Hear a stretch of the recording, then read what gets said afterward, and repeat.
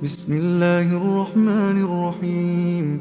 آمن الرسول بما أنزل إليه من ربه والمؤمنون كل آمن بالله وملائكته وكتبه ورسله لا نفرق بين أحد من رسله وقالوا سمعنا وأطعنا غفرانك ربنا وإليك المصير. لا يكلف الله نفسا إلا وسعها لها ما كسبت وعليها ما اكتسبت.